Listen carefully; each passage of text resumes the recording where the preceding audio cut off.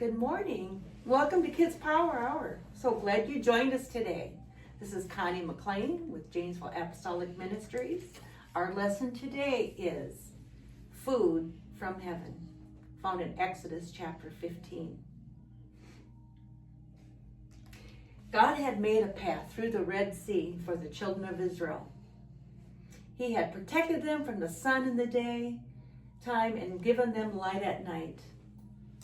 Now they were ready to go to the land that God had promised them.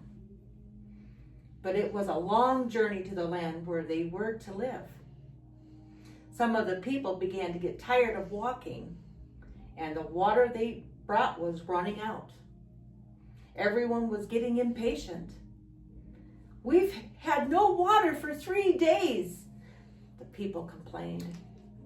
"We shall soon die of thirst out here," they said crossly to Moses.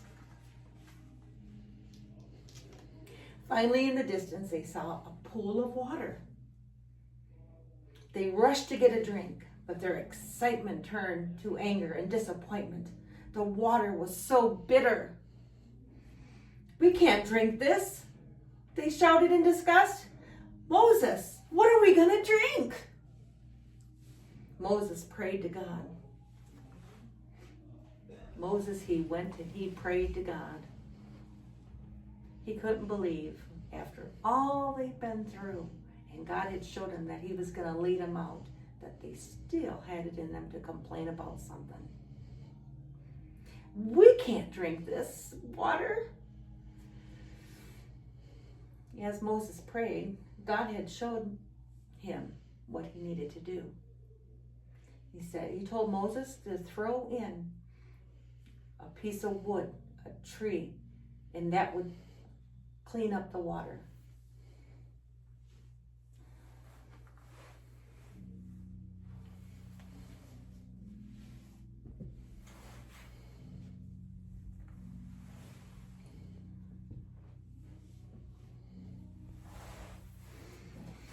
The bitter taste disappeared and the water became sweet and good. It was a miracle. Once again, another miracle.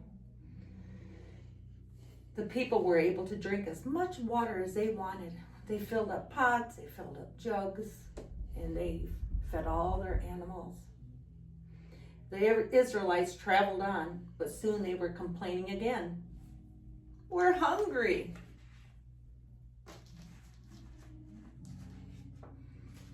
They said to Moses, "We wish we were back in Egypt. There we had plenty to eat. Now you have brought us out here in the wilderness for us all to die. We will soon die of starvation out here." The people never thought of asking God to help them. They always depended on Moses to do all the praying and all the asking. But God had done something very special. So the very next morning, when the people came out of their tents, they saw the dew had disappeared. And there they seen small white little flakes of brown, like small flaky all over the ground. They tasted it and it was like sweet little honey biscuits. They did not know what it was, so they called it manna. Manna, which means, "What is it?" Moses told them, "This is the food God has given you. Gather as much as needed for each household." So the people gathered it. Some got more than what was needed, and some got a little less than necessary. Those who gathered more had nothing left over, and those who gathered little had just enough. Each home had just the right amount for that day. Moses told them, "Don't try to store it overnight." But of course, some didn't listen, and they left the manna out overnight. In the morning, when they looked at the food, it was full of bugs and it smelled terrible. So they gathered the food each morning before the sun made the ground hot and melted the manna. On the 6th day, Moses told the people, God has said there won't be any food from heaven tomorrow. Gather twice as much food from heaven, twice as much food, and cook all that you collect today. Then set some aside for tomorrow.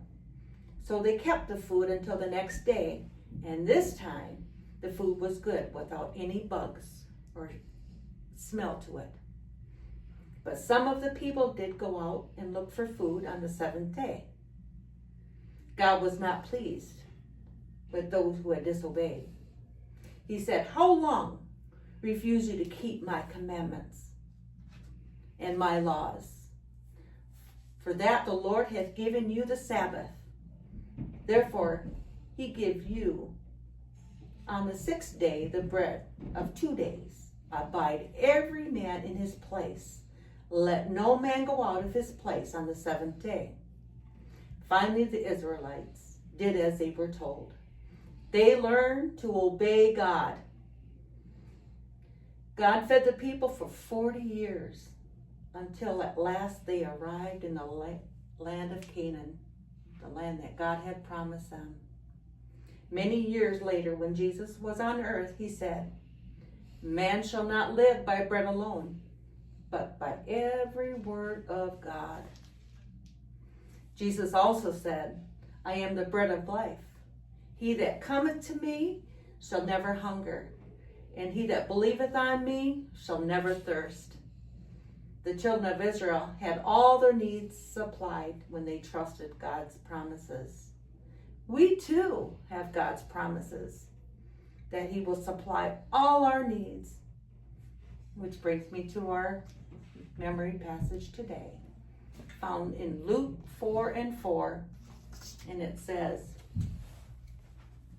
man shall not live by bread alone, but by every word of God.